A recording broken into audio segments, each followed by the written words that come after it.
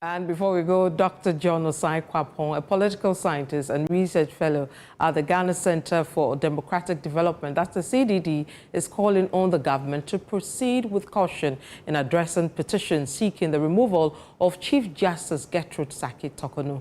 His remarks come amid mounting public discourse on the issue and concerns about its potential impact on the judiciary's independence and credibility.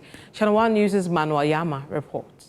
Speaking on ChannelOne TV's Big Issue program, Dr. Osai-Kwapong emphasized that any move against the Chief Justice must be firmly grounded, especially as the full details of the petitions have not been made public. My biggest worry is that because the judiciary and its highest officer is one of the safeguards of democracy, that you would have to be extremely careful in how you handle such a matter, because with independent constitutional bodies, the moment you set a certain precedent, you can be rest assured that these precedents someday in the future will be followed.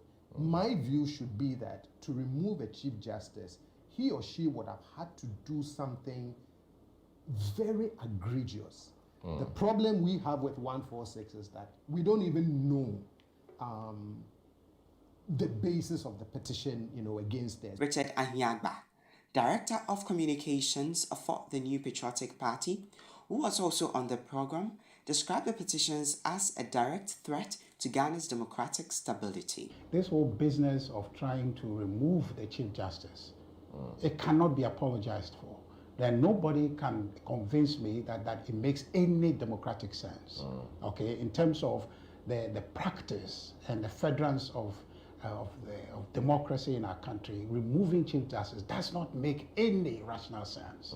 Offering a contrasting view, Sharif Mahmoud Khalid, economic advisor at the Office of the Vice President, argued that by precedent and convention, the Chief Justice ought to have stepped down. If I were her, based on the conventions and observations with what has been happening over the years, I would have honorably resigned and walked away.